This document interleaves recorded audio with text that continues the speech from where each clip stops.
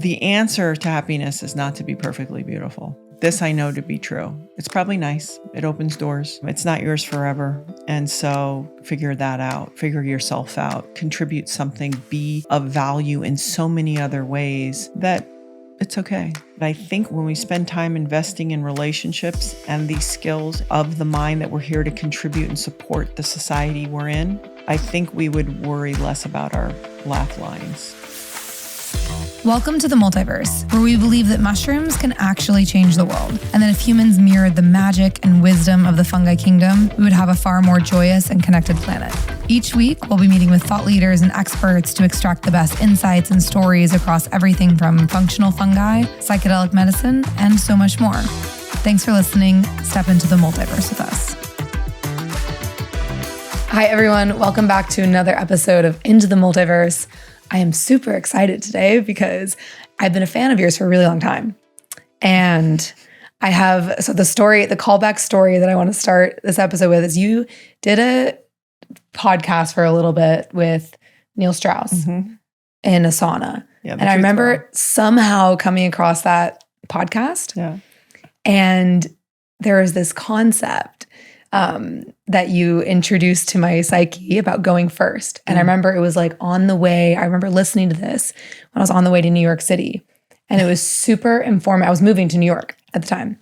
And so that concept was super informative of like my first year in New York, which I'm meeting, a bunch of new people. And I want to talk about this concept, but I also just wanted to thank you because that was introduced at a very critical time in my life. So without further ado, I have Gabby Reece sitting on my couch next to me. Welcome to the show. Thank you so much for coming down from Malibu. Yeah, thank you for having me.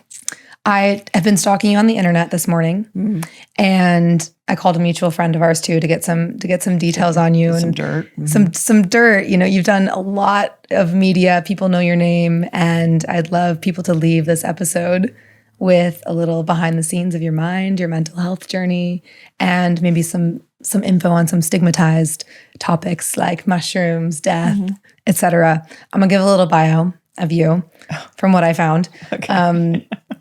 You're a former volleyball player, author, podcast host, community leader, fashion model, the founder of XPT, and you and your husband LAIRD started an amazing superfood mushroom company, which I'm a huge fan of, called LAIRD Superfood. And you're also an author. And your book was titled, it was like in 2013, right? You released this book? Yeah, there's been a couple books. The last one was My Foot is Too Big for the Glass Slipper. My Foot is Too Big for the Glass Slipper, a guide to the less than perfect life. Yeah. So I'm stoked to talk to you today. I'd love to start with this concept about going first. And it was impactful for me in the sense of, a lot of times, especially in New York, right? You're moving to the city where people think that everyone in New York is an asshole, but if you smile first, they'll smile back at you. And so it just kind of is about taking the first step. What does this concept mean to your life, and how has implementing it changed your world? I think for me, it started very young. I was saying earlier, I grew up in the Caribbean, and we were always like taught, you could be the rudest person on the planet, but in there you'd always say good afternoon. You were just raised that way, And so I learned early to make it easy on people. And listen, I'm 6'3", and I think that was another part of it. I thought, it's easier for me to make it easy and say hello first, or say good morning first, or ask someone how their day is first, and just make it easy on them when it was possible. And then what you start to see is it also selfishly makes your days better, because you realize people are ready, willing, and able to connect. They just don't, they're scared, or they don't want to, be shunned or have someone look at them weird. And so if you just push in just a little, you get that response so quickly. And it really does, you're putting out that energy, and that energy is coming back to you. And it just seems to make life flow better. I loved it. And it was really impactful for me. So, and I'm trying to remember exactly what episode it was. It was like you and Neil in the sauna talking about this, I believe. Yeah. Do you still do that? Do you still do that show, by the way? I don't do it with Neil. Our schedules started to get on top of each other. And Neil is, in a way, he's a very good friend of mine, but in a way, he's more provocative in so many things that he's interested in. Different interview styles. Yeah. And again, we're still great friends, but like he has a special out right now that's a series on a Russian sex spy. I'm not joking. It's like beautifully produced. It's super slick, but it's these women that are trained. They can either get information from men, kill them, whatever they need to do. And the men, by the way, those women are called, no pun intended, swallows. And I know, you can't make it up. And then the men, though, are called ravens, and they'll woo secretaries of powerful men and different things. Wow. So that's what Neil's up to. Maybe that idea was like birthed in the sauna. You don't know that just... really hard. That's been on Neil's heart for a long time. I mean, he wrote the game. That's been since birth. Let's be clear. Okay, so another interesting connection. There's two interesting connections I have with you. One is that I have a friend that I went to, one of my best friends from home, dated this guy Corley Ward, and Corley dated Kenna.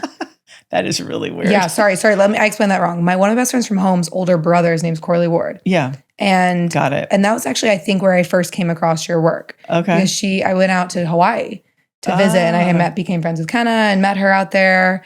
And we were like paddle boarding together, and we spent like a week or two together out in Hawaii. She was telling me all about you and LAIRD, and I was like 22 or something at the time. That's it. And then the second one is I went to Florida State. Did you really? Yeah. So I played. I actually my choice, very different from your choice. I was like not that good of a volleyball player, but I played in high school, and I was either going to go play D2 volleyball, but I Googled #1 party school in America, and I went to Florida State. Oh, wow. So not to play volleyball, but I remember seeing, there was like a poster or something of you at Florida State. Some old brass plaques up. Yeah, it was like a plaque. I remember it's like in the gym or something. Covered with dust. It's in the gym, something like that. But I was thinking about that this morning, and like one of the concepts I love is that, even in 1 year, you can be so many different people. You have had such a dynamic life, and it's been, based on my internet stalking of you and the things I know of you. That seems like it's like 20 people ago, though. Yeah. What would you say to your college self? My college self, what was hard about that is because I was playing a team sport, and that is actually when I was going back and forth. I paid to play. I gave up my scholarship after my sophomore season, and because I had the opportunity to live and work in New York and travel and be in fashion, and I was on my own. So it was a great opportunity for me to make a living. This wasn't about like, I have a dream, I want to be a model. It was like, oh yeah, no, they pay you a lot of money to travel around, and my coach really worked with me on this. But I carried a tremendous amount of, and I wouldn't say shame, but something, because here I was a part of a team, but I was getting singled out.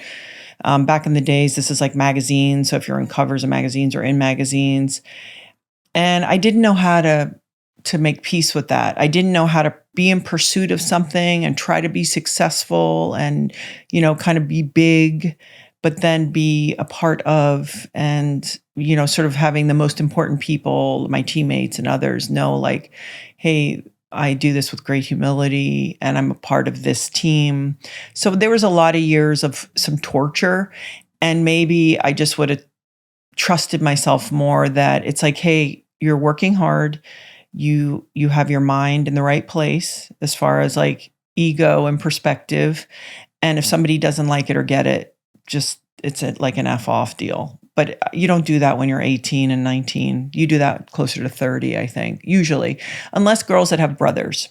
I've noticed that a girl with a lot of brothers gets to that quicker, usually, because they learn the language sooner.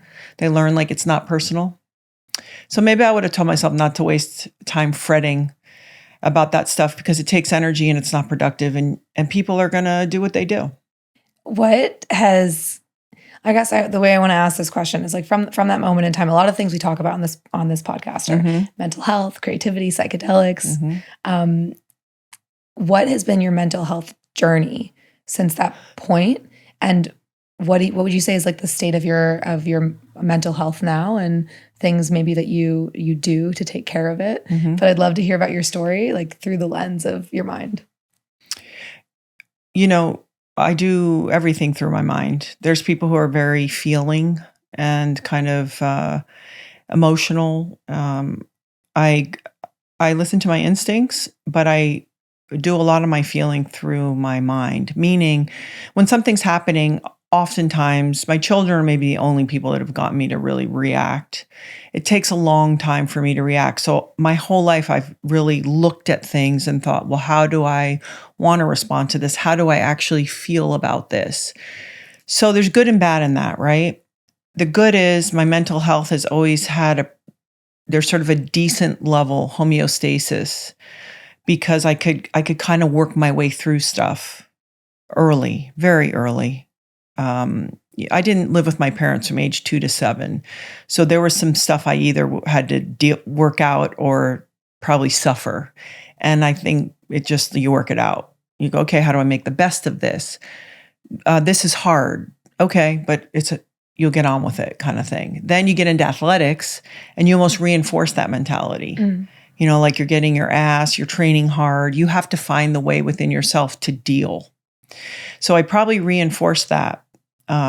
So I would say through my young life, I used work and discipline and all these things to create a framework to help keep everything else together. I think the problem with that is where in that space is the feeling, is the softness, is the vulnerability. So maybe as I got older, I met my husband when I was 25, which is pretty young, and he's sort of the opposite. He's all feeling, he's all heart, he's all out there, and very strong as well. So he was a good example of somebody who was both. And I also realized that it was important if you're going to have these intimate relationships that you showed that you were scared or you were suffering, things like that. So I think closer to my 30s, I started to learn to be more vulnerable, but it's not at the cost of, let's say, my mental health. And the caveat with all of this is using food and movement as the real doctor. Always. You figure I went to college at 17. I was a professional athlete at 22. I've had the real luxury of part of my job is to take care of myself.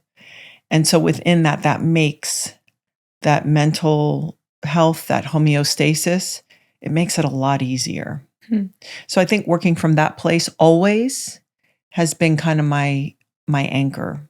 And I don't, like, if you want to get crazy, like I've never really drank alcohol as a regular practice as an adult, which is a depressant, right? So there's just all these things that probably were naturally more supportive to navigating mental health. And then there's surrender, right? So then you get a little older. I have 3 daughters, I think some older than you, some younger. You learn about this idea of surrender, which means you really aren't in charge. And if anyone teaches you that, it's your children. And so you have to get a relationship with that. And that's a whole other level of mental health, because how within I feel upside down, I don't feel in charge, do I feel okay? And that has to do with it's all as it should be. And sometimes that's a hard pill to swallow, but it's part of the deal. Hi guys, taking a brief second away from the show to tell you a little bit about our sponsor. Supermush is our brand inspired by the 60s and 70s that makes the most delicious and effective functional mushroom supplements. Our newest and best-selling products are Sex, Energy, and Sleep Gummies. They're sugar-free, they're delicious, and for listeners of this podcast, we have a special discount code for you. It's ITM15, and if you want to try our gummies, use ITM15 at checkout. You can find all these products at supermush.com. What has been your experience or connection with spirituality? Like, my question for you was going to be like, have you felt guided in your life? And it sounds like through your children and through like different experiences, you've been forced to surrender. But, growing up, did you grow up in a religious family? What has been your connection to spirituality? I know you guys are obviously so connected to nature, which is like, that is God for a lot of people, but I'm curious what that journey has looked like. I didn't grow up in a formal religious home, but my junior year, I was moved from the Caribbean to Florida, and I was put in a Christian school. And I was the only, and I put this in air quotes, unsaved person in my high school. And I asked the principal years later, why'd you let me into the school? Because I was unsaved, right? Which is like to profess you believe Jesus died for your sins. Yep. Okay. And he's like, oh, you just needed to be around people. And so what happened for me, I felt when I was 15 is I got put in a bubble. I felt it. I was surrounded. I had a boyfriend who had a very nice family.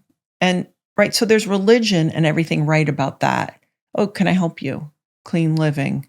We commune. We gather. We're grateful. Okay, all the right things, not man's rules, but the right things. And there was a lot of that around. And so I was like, oh, that's interesting. And I remember thinking that something greater was moving me through my life and putting really powerful, important, kind of supportive people in my life at really key moments. And when I thought about it, that had happened a lot throughout my life.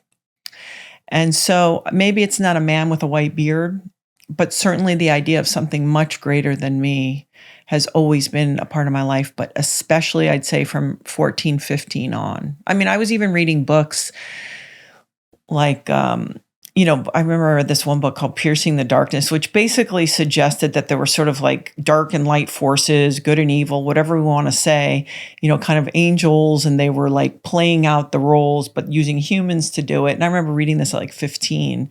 And so I sort of thought, oh, something about that makes sense to me, because just us here doesn't sort of seem to make sense. It feels like the forces that be, and it feels like we're also all kind of part of it. And also the other part of that, weirdly, was it reminded me that we all have chinks in our armor. So let's say my need for security. So maybe not money, maybe not even ego, but maybe certain things. Everybody's different. Could be lust, could be sex, could be whatever it is. It was the reminder as I was working and going and grinding and getting different levels of success to pay attention to where could I be taken down. Because we all have those places. And so I think that also that practice, this idea of something bigger than me, was to pay attention to, and where are you vulnerable? Where would you compromise? Where could you get, taken down? And just be a good, guardian of those spaces and be honest with yourself. The book that came up for me as you were talking is The Celestine Prophecy. Have you read this book? And, the book, for anyone listening that has not read it, it's one of my favorite books. My best friend gave it to me after my dad passed away. And it's beautiful because a lot of it talks about, why we choose our parents and the connection to our parents. And it's a fictional story basically about waking up in your life and following synchronicity. Yeah. If I had to, one sentence summarize what it showed me, and a lot of the things, a lot of your practices, your mental health practices are really just like a process of, this might be not what you call it, but clearing your channel or like allowing, energy to move through you. In Chinese medicine, stagnation is disease, right? Because energy is blocked. And most of the things that we're doing in our modern day world, we were talking about technology before we started the podcast, but it's very difficult to allow life to move through you when your neck is like this and you're looking at your phone, you're eating processed food, and you have all these pharmaceutical drugs in your system that are blocking that energetic flow. And so a lot of things you've just naturally been guided to do has allowed that to move through you. Do you feel like you've had a lot of synchronicity in your life, and any particular moments that come to mind? Maybe it's meeting your husband, which I want to talk about, but yeah, I think being moved from St. Thomas at that time, it was real pivotal for me. And then the people that came in my life, I had a high school basketball coach at that moment, that I had a boyfriend, and his entire family sort of gave me love. That principal in particular, Mr. Greener, then my college coach that I ended up playing for 4 years that helped me navigate kind of this next chapter into adulthood. So they've been everywhere. And then certainly meeting LAIRD at 25, because then what I always say is I have natural reinforcement, right? Like it's fatiguing, it's tiring. I don't always want to train. I do want to react badly. I do, it's like I have all these things as a human being that I want to get lazy and I want to tell someone to like, go fuck off, but it's like, is that who I'm trying to be? And so when you have reinforcement in your home, so somebody who has energy, someone who kind of their values are similar, they do it differently, and just even gathering around food and those types of things has been very supportive for the journey to make it easier, because everyone can say, oh, well, I saw these ideas, or I felt these ideas and then I followed them. But the truth of the matter is that you need good people around you. I don't care how smart you are and how much access you have and how much discipline you have. If you're really going to do the long story, not only is that part of the deal, but if you're really going to also know yourself, it will be through other people. I am amazing when I'm by myself. I'm perfect. Perfect. It's when I get entangled that it's like, oh, that's how we know ourselves. Yeah. That's where it shows up. And so there is the work. It's great. There's this concept of psychological safety. People call it different things, but like the idea that, and I feel it 100% in my life, where I feel psychologically safe because of the people that I have around me. And it allows me also, my brain, to use a lot of that space that would normally be spent on like, how can I fit in and how can I, fit into a mold, which for the beginning part of my life, I was definitely more in, right? And then through a lot of different things, have found a community of people that makes me feel psychologically safe. And from that place, I've been able to explore my mind in a different way. I'm curious, specifically with whether it be your husband or your community, what does that kind of look like for you? And I also want to ask you about love and relationships, because you have a really interesting relationship. So we'll Okay. go there, but I'm curious just in general about the psychological safety part. I think for me, it's also meeting people that I know will tell me the truth and that I can learn from. So I'm maybe not looking for as much of the safety. I think one of the things I have to be careful of is getting too cemented up, too grind it out, too bulldozery, too blue collar, too locked down. So it's actually more important for me to be surrounded by people that I respect and trust enough that they help me keep my mind open so that I stay in that growth mindset. Because, the danger of being somebody who can sort of like hit these marks and thinks they know something and understand something and can get stuff done is you can really shorten your runway by kind of closing in too early. So I'm looking for something else. I'm looking for people who will challenge me and remind me and inspire me and teach me to stay open, to stay unknowing, let's say, because it's really important. And every personality is different, right? Like other people might need to be more tethered. I don't need to be more tethered. I need to have levity. I need to get up, look open, kind of thing. And that. So it's sort of using those relationships for that, for sure. Yeah, and the concept, the word that I like to talk about, and it's a lot to do with my work with mushrooms, is neuroplasticity, right? And how do you keep your brain neuroplastic? Yep. And a lot of actually what led me into this world is like asking myself, what does the world need more of? And my answer was more open-minded people. Yeah. And it's led me to do a lot of different things in the world of microdosing and psychedelic mushrooms and functional mushrooms, which I want to talk about. But I don't want to lose this question because I really want to know the answer to it, is with specifically love and relationship. Yeah. Your relationship with LAIRD, and I believe I listened to a podcast about it early on. And I remember being like, they have a really interesting dynamic. And a few months ago, I was at, do you know the psychedelic artists Allison and Alex Gray? Have you seen any of their work? Yeah. Okay, so I was at a dinner where they were talking, and they've been together for 50 years. Like ridiculous. And they're just the cutest. They're just so, they have such a beautiful energy between the two of them. Yeah. And someone asked them, what is the secret to 50 years of marriage? And they said, laugh together and work on creative projects together. And they said that creative projects, which is interesting because a lot of people are like, don't work with your spouse or don't work with your person. But the project can be anything. It can be a kid. It can be your relationship, can be the project. It can be your love. It can be any of these things. What are your thoughts on that? I think that's a beautiful description. The other thing is, and again, this is my over practical self. It came because I do work with LAIRD. LAIRD works with me. We work together. there's something to be said for maybe it's possible that, and weirdly, like in some ways we have a very traditional marriage, which wasn't, nobody said it has to be this way. It was like, hey, you naturally do that well, I naturally do this well. And it kind of shows up that way with it in a certain segment of it. But what I will say is that you start to think, well, maybe people really got married. Yes, okay, have children, and who would you leave your stuff to? Your farm, right? What is marriage, right? It's a cooperation, most likely. Mm-hmm. And hey, winter's cold, and we can usually help each other to survive. So let's get to the essence of maybe what it really was. And that's the thing I think about is Laird and I are building things. Yes, our family, our children, we have a great love and respect for each other, but it is the fact that we continue to build things. And I would think if both of us separately sat and thought, is my life better beyond that I love this person? Is my life actually better because they're in it? And that is really harsh, right?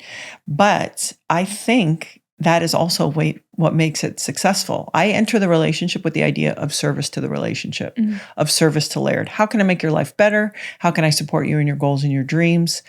And I know that Laird does the same and differently. But within that is, I don't need you, because we don't, in this day and age, right? Like when they drive food and drop it off, like we're not hunting and doing that. It's something else. But the fact is 1 and 1 might be 3 or 5 or 8 in the exponential. And so there's something to that. And the creative, do something creative together is also another way of saying that.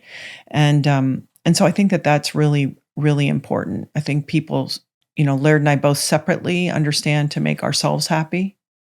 I'm not relying on Laird to make me happy. And there's something interesting too, when you've been with someone and you've gone through some hard times where you didn't think you were going to stay together, and you grow and maybe you don't change. Maybe you choose to live in a different side of your personality, which shows up as change, but it's been you all along. You just didn't get there yet. That you develop renewed love and admiration for your partner because you see them doing that and you really appreciate that. And then if you live a little longer, you start to go, hey, it's not that common to have a crack at it, to really find someone that you love and that you could be excited about and that you could do stuff with. And so maybe take care of it. There's always that. And then on the back side of it and the harsh side of it is, Laird reminded me more than 20 years ago, I had a mom. So for us personally, we don't do the parental dynamic. I'm not Laird's mom and he's not my dad. I don't want to be told what to do. And how am I allowed to be myself and allow him to be himself within the compromise? Because there just is, right? You're sharing space.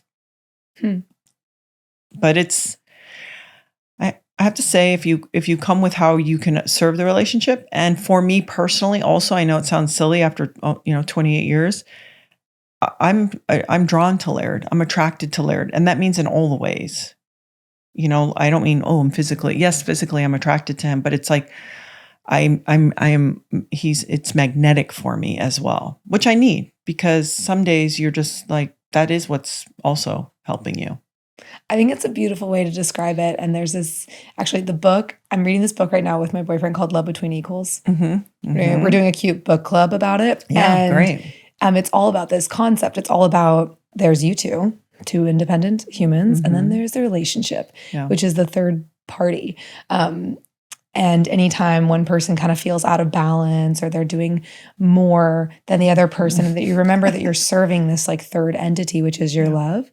And it's a really helpful visual concept. Like even just picturing, it's not just two humans that are engaging of like how much because in a lot of ways, and I've experienced this many times throughout my life, it's like we're all kind of like using, when you're not in a high, the highest state, you're using humans to like extract pleasure out of them, of like, how can you serve your needs? And the book that we're reading and a lot of our conversations have been talking about this concept, which you're obviously living in. And, your relationship sounds like it's an example of what happens if you do this over time. Yeah. But using your energy to see how you can make the other person better. And if that's like a reciprocal flow, Yeah. It's like the opposite of stagnation. Like relationships end because when they get stagnant. Yeah. And there's not that energetic flow. Well, and also it's what I try to tell my girls. Create a code yourself that you want to live by. And that means in everything. That means for me, like my training code, my friendship code, my work, like I'm going to tell the truth. I'm going to try to be kind first, but direct, whatever the codes are. And in my relationship, I'm going to give. And the other thing you realize is it's on the other person what their code is. You can't force anyone. And there's something I observe as somebody, in middle age is, and nobody wants to hear this, but it's okay. I'm comfortable with this. Is a lot of times I think women, because maybe they're unsure, right? They're not sure if they're strong, so they really go, "I'm strong." And I'm not going to, take that from you. It's like, well, no, if you know you're strong, that means you can leave anytime. So with that knowledge, you can come into the relationship and be of full service, because then it's sort of like, hey, I'm going to give it all I have. Maybe you'll be on the same page. If I evaluate one day and it keeps showing up that it's not working, I'll have to look at that. But in the meantime, I'm going to live by my code. And the other thing that seems to show up, I could be wrong, but what seems to show up mostly is how we really make change in one another. Because I love how couples, they get together and all of a sudden it's like, well, you need to do this and you need to do that. Ultimately is actually through inspiration. It's not through telling. And it's softness and love that makes change. It's not force and nagging. And I think that a lot of times people aren't sure about that. And that doesn't mean couples don't have that language, right? There's couples that kind of are more playful and naggy with each other, and that's different. I'm not talking about that. Yeah. But if you're really talking about like, I wish they would spend more time with me, you could voice it and say, I really enjoy being with you. And because of that, maybe is there a way we could spend time together? Not, hey, you don't spend time with me. And so I think it's even within that love and softness, it seems to make the greatest shifts. And a lot of what's cool about what you're talking about is it seems like you've obviously done a lot of thinking around this and how to approach the relationship. And it's almost like you're approaching it from a neuroplastic state. I'm sure that the relationship when you got together is different from the relationship now. Maybe there's like through lines, but actually maybe that's the question. What is different about the relationship now? Yeah, I mean, I do think about it a lot because actually I just want to drop bombs all day long. It just doesn't seem to work. You know what I mean? Like people do stuff, I want to go, don't do that, stop that. I don't want to talk. I don't want to be diplomatic. I don't want to, watch my words. I just want to be like, no, yeah. And then you realize you'll be alone. And so the thoughtfulness is, what's the goal? How would I most productively, with the least amount of damage? Because at the end, right, we don't want to hurt each other. I don't even want to hurt strangers. Why would I hurt the person that I live with?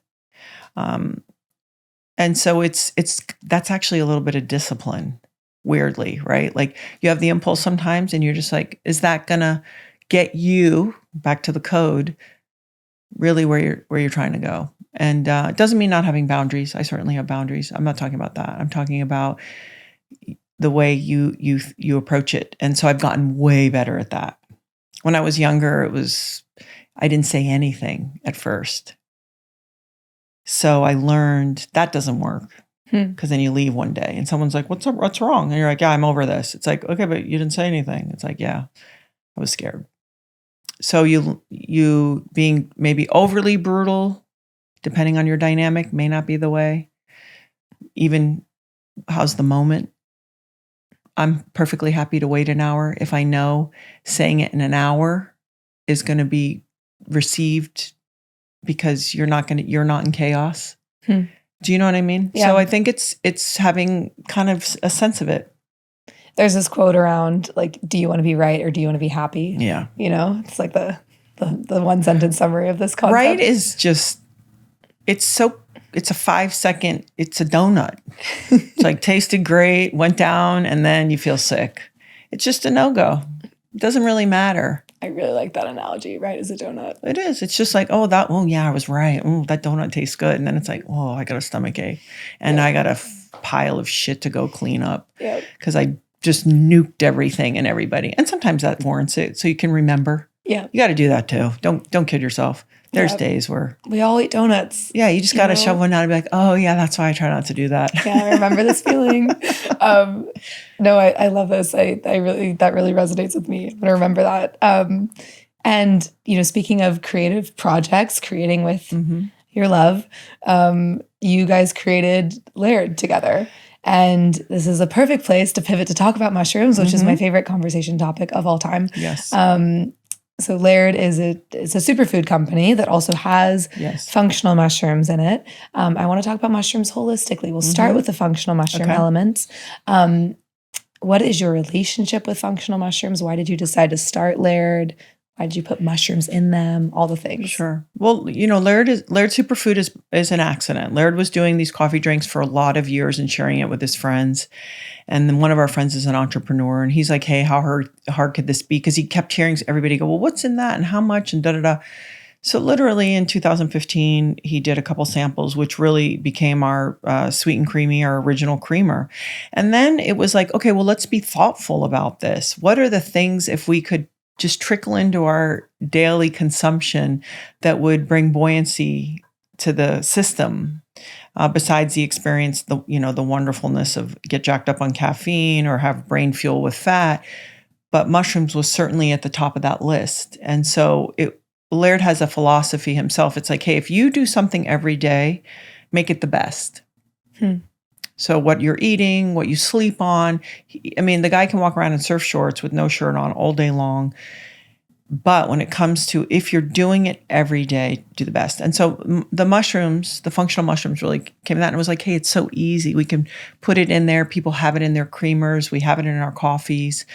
We even have individual packets. It doesn't impact flavor that much. It's like a win-win all the way around. And so it was also using other ingredients, shilajit or turmeric or things that we also like, that we thought would be a great opportunity to share. So that is how that all started.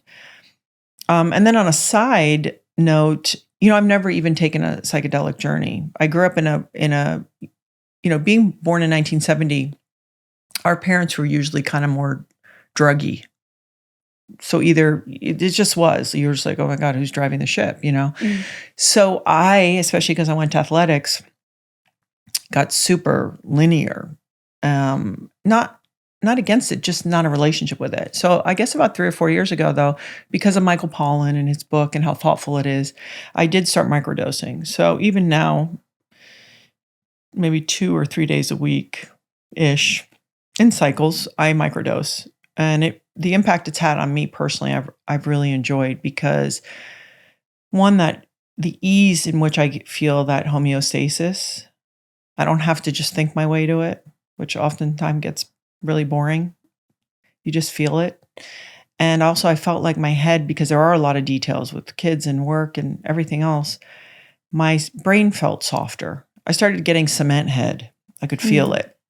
You're groping for words, just a whole bunch of things. So about 3 or 4 years ago, I implemented microdosing, both LAIRD and I. I really like the way that you described your brain turning from cement and kind of coming back online. It's that soft kind of moving feeling versus, man, I'm in gridlock. And what, so you mentioned Michael Pollan's book, right? And Michael Pollan, How to Change Your Mind, was kind of like what brought psychedelics. It was the most impactful book in the last, decade of bringing psychedelics back into the cultural mainstream and re-educating a lot of people that had closed their mind to psychedelics. It was the book that I introduced to my parents first, read it with them when I got my parents were interested in psychedelics, and they had never taken a psychedelic before their 60s. And it has this beautiful visual in the book of the brain. and showing the brain normal state and the brain on psychedelics. And it shows all of these new neural pathways connecting. And he has this beautiful analogy about fresh snow powder, which a lot of people know about. And a lot of what he details in the book is about macrodosing, and this is being legalized all across the country. I've been doing some work in the policy space for the last few years, and it's fascinating to look at, psychedelics will be slowly legalized all across the United States, mostly for these larger heroic doses at service centers. Right. But one of the things I'm really passionate about is microdosing, because it's subtle neuroplasticity, allows you to function while you're in your life. And for anyone listening, we obviously talk about this a lot on the show, but microdosing is a sub-perceptual amount of a psychedelic. You can microdose literally anything. Yeah. Most commonly, people are microdosing psilocybin and LSD. And what this allows you to do is, function. You're not experiencing any hallucinogenic effects, but it gives this lift to your life where the patterns that you talked about, throughout the entirety of this episode of like triggers. I've noticed for me, I love to give the example of like when my mom calls me and I have a microdose in my system, it like allows me to pattern interrupt myself live. And it's really different from these larger heroic doses where, you kind of are going into the cosmos, going into your internal landscape, connecting with God, whatever that means to you. And then you go and you integrate that into your life. But the microdose is like while you're in your life. I'm curious if that resonates and any other just kind of things that you've noticed about creativity or relationships, things that it's. I always, I joke like I'd be the best poster person for microdosing because I'm not a control freak. I'm not, but I'm not a person who's looking to escape. I have a lot of friends, like any chance to be like, woo, and they're going to take it. I'm not like that. So what I experienced from the microdose is that feeling of I'm here, I'm present. It also feels like a better version. It's a part of me that I'm working tirelessly to try to be like. It just happens so much easier. So the me that stays calm, the me that sees things more slowly and more fully. I could microdose and then go before she got her license, take my youngest daughter to school. So again, nothing going on, like totally fine, go do a deposition, whatever, it doesn't matter. But it was that again, that homeostasis. And now, both LAIRD and I, have this practice, and then we joke kind of like in 20 more years, touch wood, it'd be like, so what do you think was also part of the success of the relationship? And I wonder if the fact that we now practice this together, and in fact, LAIRD will get, mushrooms and grind them down and then make them into pills and then give it to me, which is how he does everything, right? Like he makes my coffee for me and gives it to me. So he's sort of one of those people. I make dinner, but it's sort of like the thing.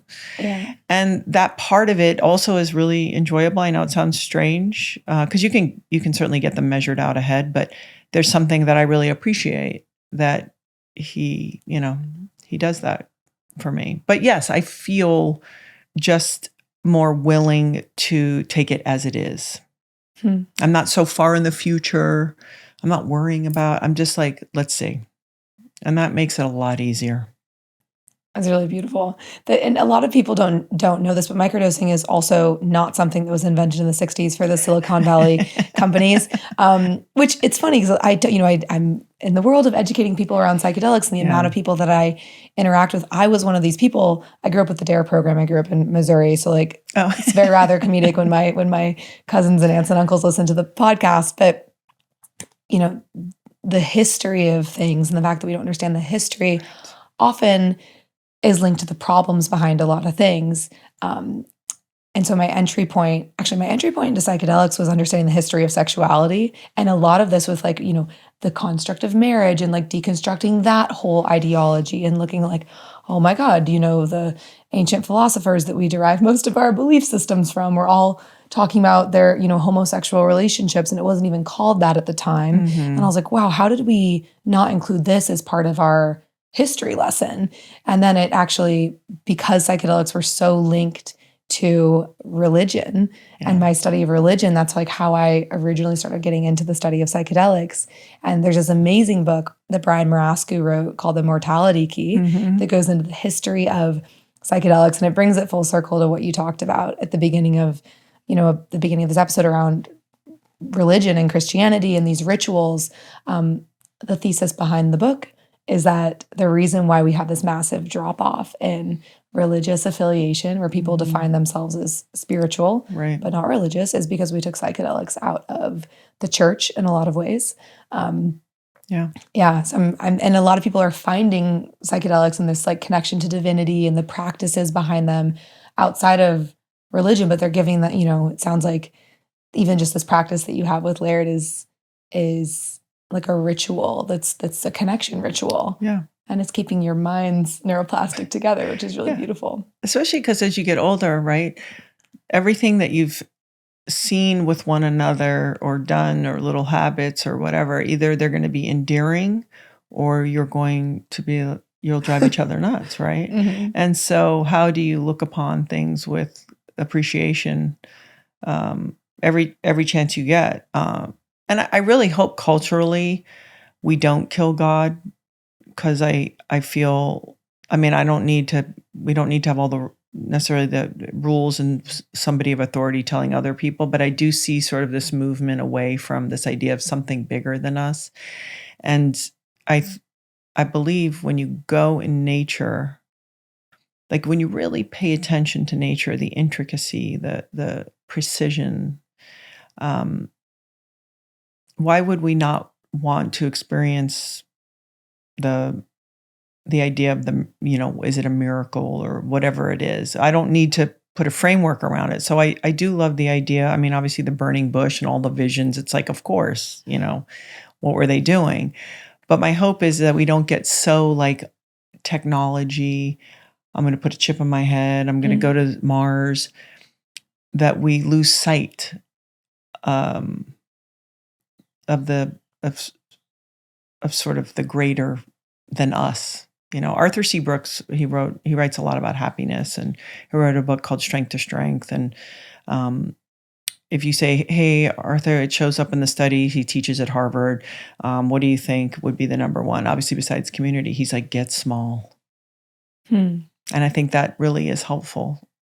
If we can stay small, it makes life a lot easier, or feeling a sense of gratitude and happiness, whatever that word happiness means to people. And so being small, and I would imagine that psychedelics and mushrooms can aid you in that. Yeah. Small and a part of. Small and a part of, I think it's twofold, right? Where the most common thing that people say out of psychedelic journeys and all the clinical trials that have been studied is, we're all one. Yeah.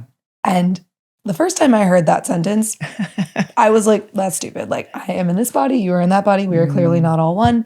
But they give, psychedelics, especially these larger heroic doses. Like, this is not the experience you will have when you are on a microdose. Right. Microdosing is actually more about what you don't feel rather than what you do. It's like suppression of anxiety, depression, all these things that are blocking your human creativity in a lot of ways.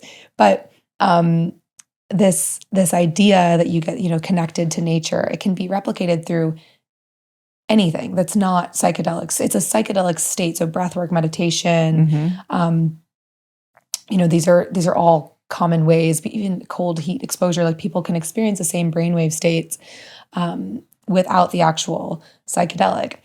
The direction I kind of want to take this topic, it's a topic that I talked about before we started recording.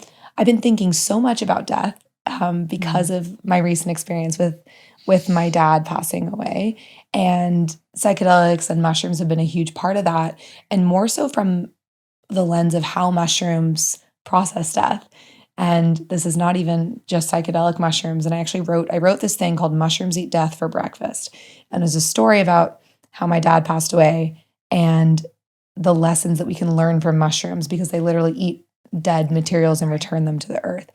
And I'm curious, it's been such a beautiful topic for me to ideate on. I talk about it a lot it's also a topic that is really stigmatized in society, and we like to forget that we're going to die. I'm curious what your relationship with death is like and how that shows up in your life.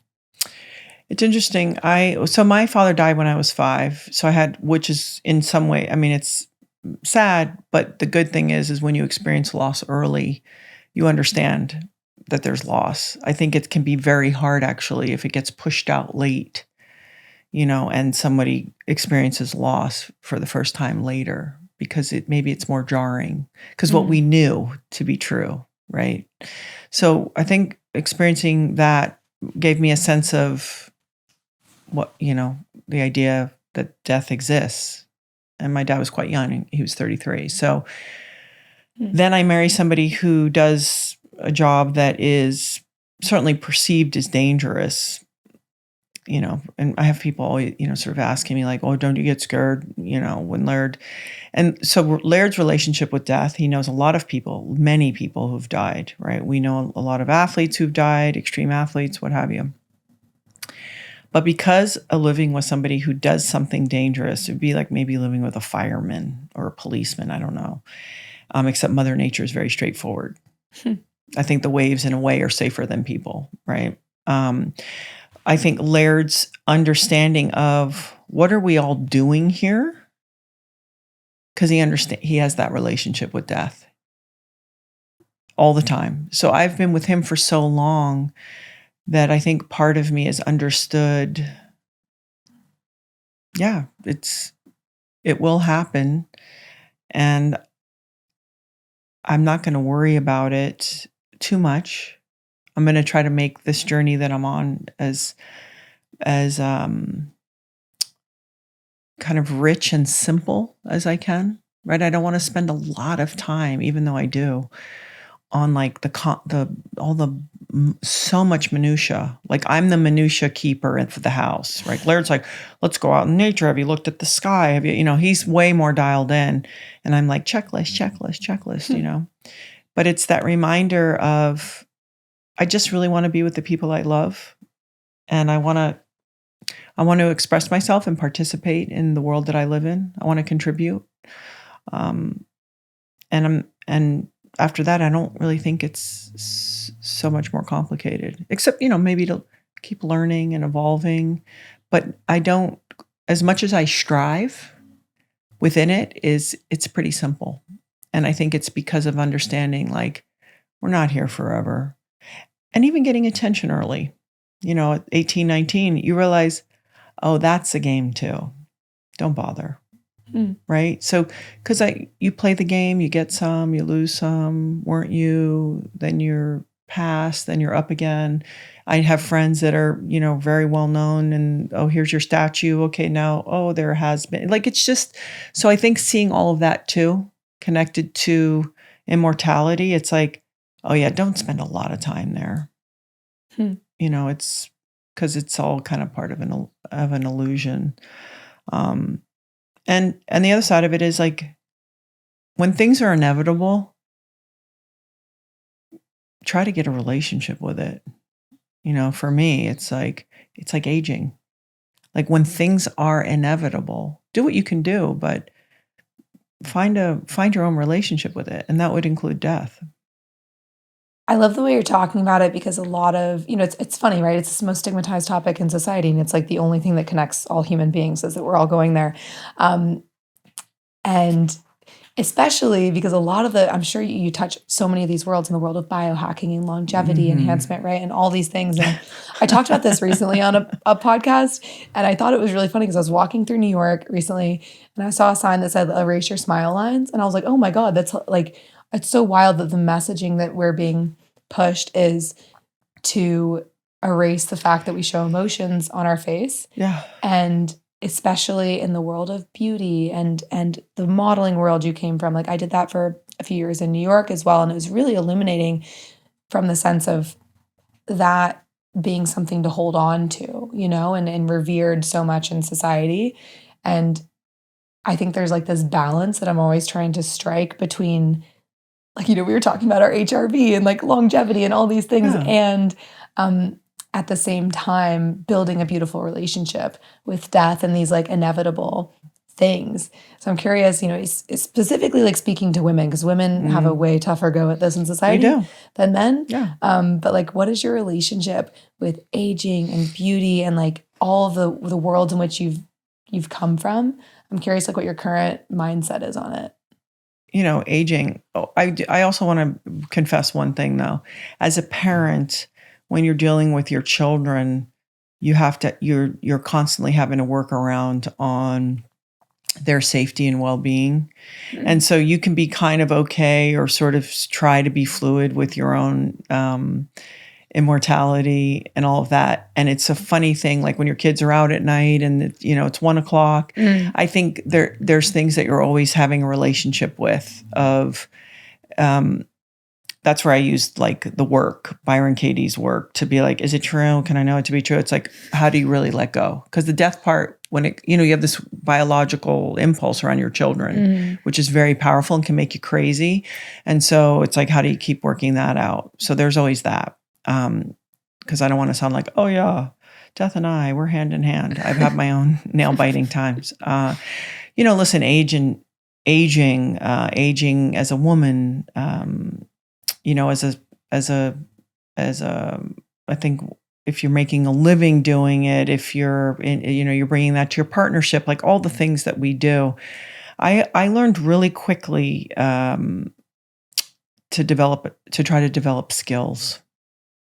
Because the cool thing about skills is they're yours. Not everybody's going to want them all the time, but they make you feel useful and they make you feel like you have a little bit of control. How you look, okay, your hair color, the length, aging, all these things, you can take care of yourself. You can't really do much about that. I think being as tall as I am, again, in fashion, at 6'3", maybe I played ball at 165 to 170. It was like, you're giant. You're never going to fit in. And I've told this story many times. I can remember clear as day, I was maybe shooting British Vogue in New York with a gentleman named Albert Watson, who's wildly talented. You're lucky to work with him. And I was in a room with very beautiful, very successful girls. Nobody seemed especially more happy than the next, but they were extraordinarily beautiful. Got in a plane, flew to Tallahassee. I had practice the next day. Gross, sweaty gym. My teammates, bigger butts maybe. Not everybody has perfect skin. Pretty powerful, pretty robust, pretty kind of boisterous, kind of big. And I don't mean physically, just in their spirit. And I remember thinking, I was probably about 18, like, the answer to happiness is not to be perfectly beautiful. This I know to be true. It's probably nice. It opens doors. It's not yours forever. And so figure that out, figure yourself out, contribute something, be of value in so many other ways that it's okay, and it's liberating having daughters, and my daughters they're beautiful young women. But I realized, like, at 54, I'm not trying to have more kids. Right. And if I walk down the street, I don't need to have people want to have sex, sleep with me. So biologically, right, I don't need such a powerful signal. I did that. And so even understanding and having a relationship with kind of like what it is, it's okay. And a lot of times you'll hear women say, oh, I feel invisible. And I appreciate that. But I think when we spend time investing in relationships and these skills, and we're of the mind that we're here to contribute and support the society we're in, because we do need women to do that, because they're wise and they're loving. I think we would worry less about our laugh lines. But that isn't to say there aren't days I catch a glimpse of myself in an outside mirror of my car and I go, holy shit, like, that's, whoa, I'm not 20 anymore. And then you get back to business, but it's a dance. And I heard a long time ago, men or people only see what you project. And there's something to be said for that. And so I just try to make it right with myself. And if it's something really bothering me, like, I joke often, like if my face falls or something, I would maybe consider, one and done, give it a yank. But like a filler and lips and all this stuff, forget it. Like literally, it's like I have said, because my friends are like, would you ever? I go, I don't know, because I'm not there yet. But maybe I would consider, like, is it close to 60? Just one and done. But I don't know. I'll let you know. I think it's a really helpful perspective, because you're beautiful, and a lot of amazing things have come into your life, and you've like used that in such an amazing way. And there's this quote that I love. It's like, if the whole world were blind, how many people would you impress? I like to think about that whenever I am self-obsessive in any way. And like, I've had the whole thing, like classic eating disorder in high school, and grown through, like, if you're a woman in today's society that hasn't been through some format of this, like, that's super rare. And because we have so many mirrors, like you just even mentioned, I read this article someone sent me about, we have just constant reflection. There's a mirror here, there's a mirror, like we have our phone that we can look at ourselves at any time, where this is not how cave people lived. Like you maybe were lucky to catch a glimpse of yourself in the reflection of a pond. Yeah. And I'm sure everyone that looked like kind of retro and cool. Everyone looks great in that filter. Sure. So I think it's a really healthy perspective. As far as what I'd love to like tie up this conversation with is overall mission, which feels, pretty obvious given the context of this conversation, but I'm curious if you had to kind of wrap it up. Actually, I have this quote I wanted to read. I forgot to read at the beginning of this. And I think it's emblematic of your mission, but I'm curious if you have any edits to it. Found this on the internet as well.